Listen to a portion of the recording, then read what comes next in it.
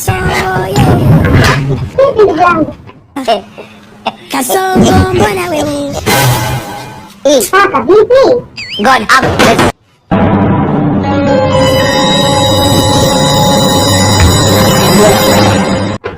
Kuna wakati naonewa. Sio kweli mimi naonewa bana.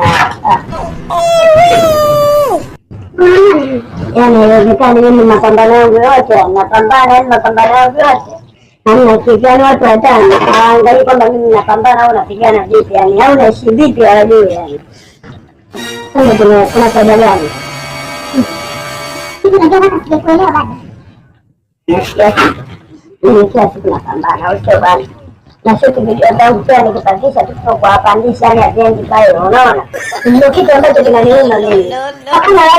Hakuna comment, hakuna nini, ndio nini dada. Kila itaisha kitu. Unawaza kwenda kuwashtaki TikTok, sio? Sasa nafikiri mimi nitaanza nini? Yana nikitoka hapa sasa ninaenda kuwashtaki kabisa. Polisi anaenda kuwashtaki. Haiwezekani kuna mtu kakaa kabisa ana roho zake mbaya, mimi na shoot video kali, mtu anashindwa kuzipandisha. Kuzisambaza hata zone aone kipaji changu sasa, unaona? Yeye anachukuliaje jamaa huyo? God have mercy upon us. Haya maisha kuna haja ya kugombana na mtu. Unielewa? Kikubwa hapa. Jambo kubwa ni kumshtakia Mungu. Kama unanielewa kama hivi. Sasa nimemshtakia Mungu wakati vyombo vya dola vipo kabisa. Tunaenda polisi hapo, anaenda kumkamata mtu fresh. Kaka, tumelelewa kwenye misingi ya imani. Tumelelewa kwenye misingi ya dini. Unaelewa? Kuna haja ya kupambana na mwanadamu. Mungu ndiye msemaji wa mwisho, na Mungu ndiye anaweza kuamua akupandishe ama akushushe. Kwa hiyo dada unashauri nifanye nini? Kumshtakia Mungu.